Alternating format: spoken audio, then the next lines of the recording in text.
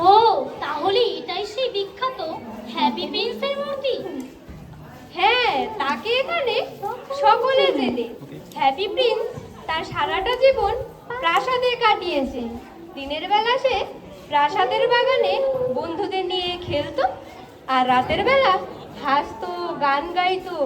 প্রাসাদের বাইরে যারা বাস করত তাদের সম্বন্ধে ওর কোনো ধারণাই ছিল না। তার মানে তুমি বলছো ও কখনো দুঃখী হয়নি? কোনো দুঃখ কখনোই প্রাসাদের দরজা দিয়ে প্রবেশ করেনি। সকলে তাকে হ্যাপি প্রিন্স বলে ডাকতো, এবং যখন সে মারা গেল তখন এই শহরে তার মূর্তি বানিয়ে সেটির নাম রাখা হলো হ্যাপি প্রিন্স। হ্যাপি প্রিন্স পা থেকে মাথা পর্যন্ত সোনা দিয়ে মোড়ানো। তার তলোয়ারে মস্ত একটা ছুরি, আর তার চোখ দুটো দামি নীলা দিয়ে তৈরি। এই শহরে সবাই হ্যাপি প্রিন্সকে ভালোবাসে।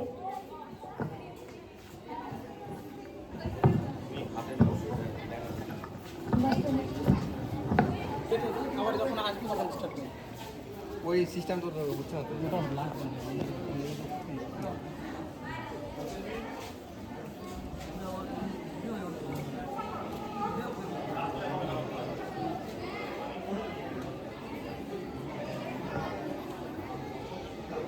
যাক, এই শহরে কেউ তো একজন সুখী আছে, এটাই যথেষ্ট।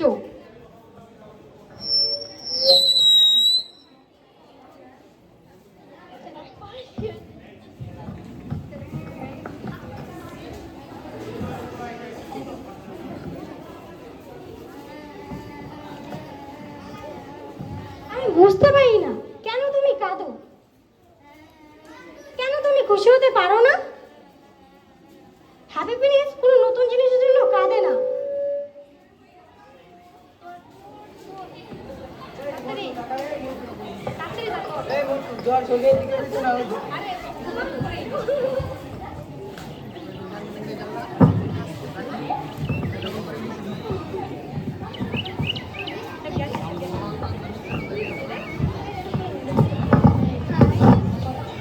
বলছি অফিসারটা, ওই স্পিকারটা যখন নাম থাকে না ওটা কিছু না হয়।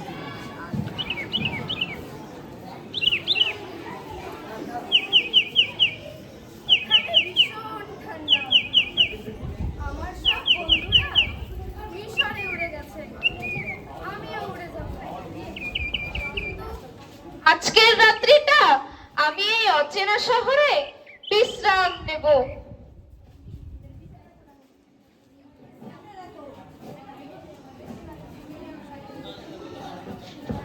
এই সোনার মূর্তির পায়ের পাশে ভালো আশ্রয় হবে দেখছি।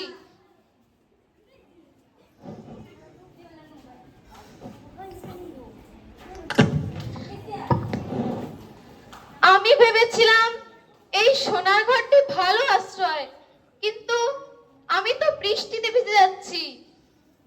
আরে, আকাশ তো পরিষ্কার, বৃষ্টি তো হচ্ছে না।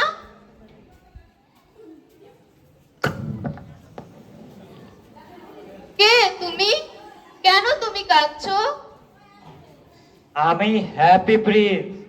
আমি আমার সারাটা জীবন প্রাসাদে কাটিয়েছি। মারা যাবার পর এখন আমি একটি স্ট্যাচু। আমি এই শহরের মাঝামাঝিতে দাঁড়িয়ে সমস্ত দরিদ্র লোকজন ও কুৎসিত ঘটনাগুলি দেখতে পাচ্ছি। আমি দেখছি তোমার হৃদয়টা মহৎ। আমার পা দুটো এখানে আটকানো, আমি নড়তে পারি না। সোয়ালো, লিটল সোয়ালো, দয়া করে আমাকে সাহায্য করো। ওই দূরে এক কুঁড়ে ঘরে আমি একটি মহিলাকে দেখতে পাচ্ছি। সে অত্যন্তই দরিদ্র। সে রাজপ্রাসাদে রাজকন্যার জন্য সুন্দর পোশাক সেলাই করছে। তার ছেলেটি জ্বরে পুড়ে যাচ্ছে। সোয়ালো, তুমি আমার তরোয়ালের হাতলের চূর্ণিটি নিয়ে তাকে দিয়েছো। কিন্তু আমার সব বন্ধুরা যে মিশরে উড়ে গেছে, আমি যে দেরি করতে পারি না। এখানে ভীষণ ঠান্ডা। সোয়ালো, লিটল সোয়ালো, দয়া করে একটি রাত আমার সঙ্গে থেকে যাও। তোমাকে দেখে আমার কষ্ট হচ্ছে। আমি কাউকে না বলতে পারি না। আমি অবশ্যই তোমাকে সাহায্য করব।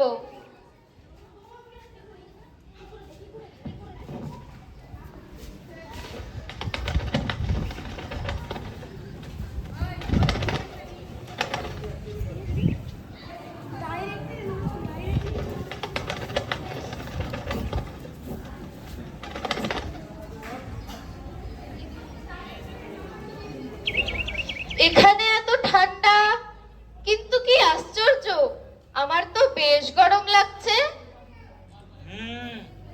যখন তুমি কারো উপকার করবে তখন এমন মনে হবে। আজ রাতে আমি মিশরে উড়ে যাব এবং সারাটা দিন আমি তোমার সাথেই কাটাবো। সোয়ালো, লিটল সোয়ালো, দয়া করে আরেকটি রাত আমার সঙ্গে থেকে যাও। কিন্তু আমি যে দেরি করতে পারি না। আমার সব বন্ধুরা মিশরে উড়ে গেছে। আগামীকাল তারা নীল নদের উপর দিয়ে উড়ে যাবে। ওই দূরে এক চিরেকুটিতে আমি একটি যুবককে দেখতে পাচ্ছি। সে অত্যন্তই দরিদ্র ও অসুখী। সে একটি নাটক লিখছে। সোয়ালো, তুমি আমার একটি চোখের নীলা খুলে নিয়ে তাকে দিয়েছো। আমি তা পারবো না প্রিয় রাজপুত্র। সোয়ালো, লিটল সোয়ালো, দয়া করে আমাকে সাহায্য করো।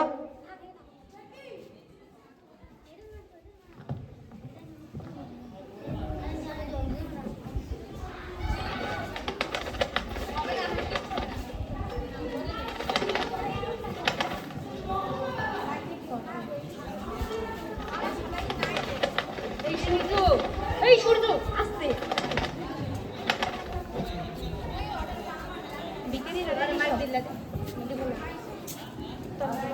পিছনে কথা বলতে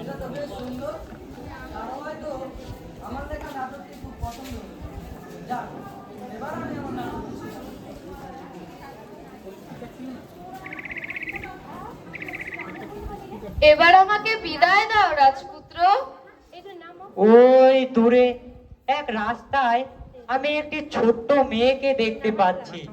সে অত্যন্ত দরিদ্র, তার পায়ে জুতো নেই। সোয়ালো, লিটল সোয়ালো, তুমি আমার আরেকটি চোখের নীলা খুলে তাকে দিয়েছো। অসম্ভব, আমি কিছুতেই তোমাকে অন্ধ করতে পারি না। সোয়ালো, আমার ছোট্ট সোয়ালো, তুমি এটা পারতেই হবে তোমায়।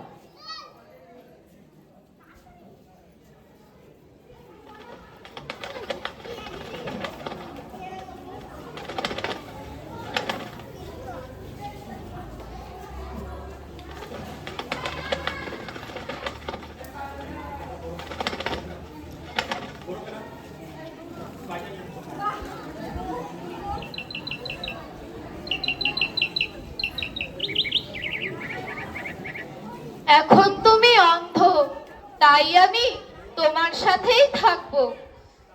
না, তুমি আবার সেই মিশরের রৌদ্রে ফিরে যাবে। না, আমি তোমার সাথেই থাকবো। যদি তুমি আমার সাথে থাকবে বলে ঠিক করেছো, তাহলে এই অঞ্চলটি তুমি একবার ঘুরে দেখে এসো এবং কি দেখলে তা আমাকে এসে বলো।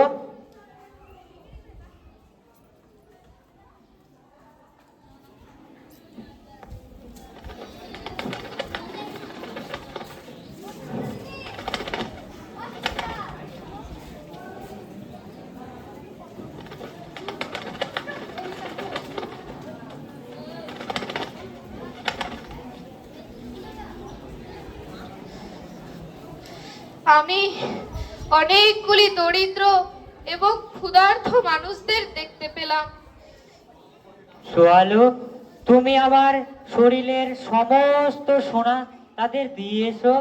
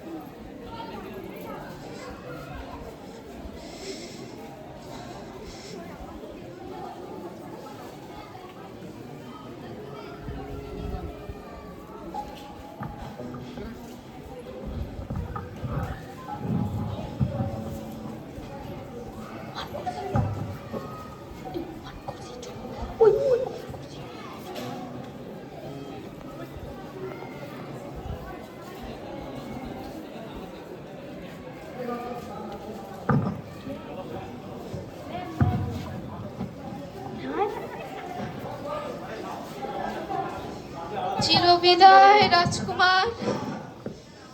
বাহ, তুমি মিশরে ফিরে যাচ্ছ? আমি খুব খুশি হয়েছি। না, আমি মিশরে যাচ্ছি না, আমি চিরঘুমের দেশে চলে যাচ্ছি। ঠান্ডা আমাকে কাবু করে ফেলেছে, আমি মৃত্যুর কোলে ডলে পড়ছি।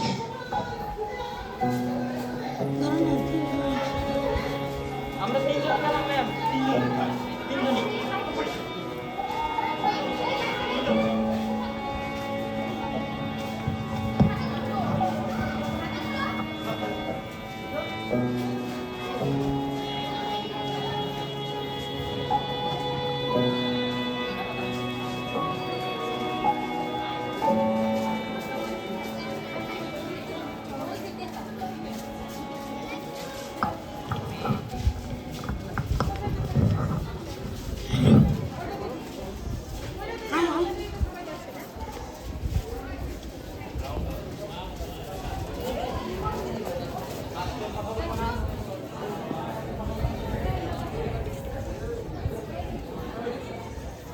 আরে হ্যাপি প্রিন্সের পায়ের তলায় মৃত্যু পাখি, তো জঘন্য ব্যাপার। আমাদের একটা নতুন নিয়ম তৈরি করতে হবে। এই শহরের মাঝখানে অথবা হ্যাপি প্রিন্সের পায়ের তলায় কোনো পাখি মারা যাবে না। ইস, কি অবস্থা প্রিন্সের, একেবারে জঘন্য। একেবারে জঘন্য। আরে ওই তলোয়ারের চুনিটা কই? ওর চোখের নীলা দুটোই বা কোথায়? আর তার গায়ে সোনাগুলোই বা কোথায়? তার অবস্থা তো একদম ভিখারির থেকেও খারাপ। হ্যাঁ, একদম খারাপ। এটাকে এখান থেকে সরাও, এটা আর মোটেও সুন্দর না।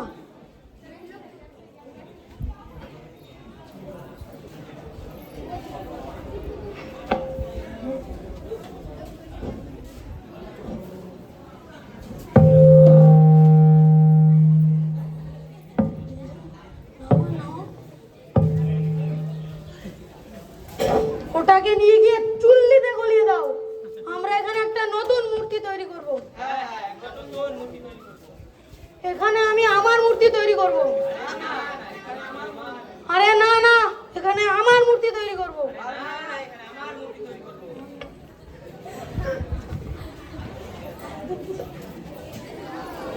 এই দে, এই দে, এই দে।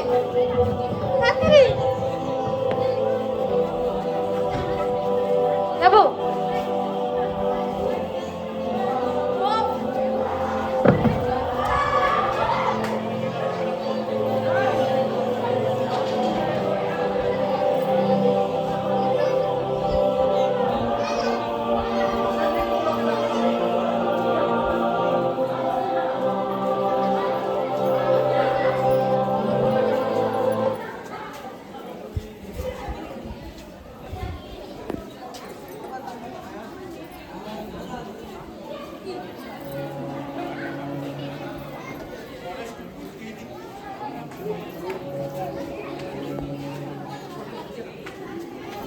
চিরকাল সোয়ালো আমার সোনার বাগানে গান গাইবে, আর হ্যাপি প্রিন্স আমার সোনার স্বর্গে বাস করবে।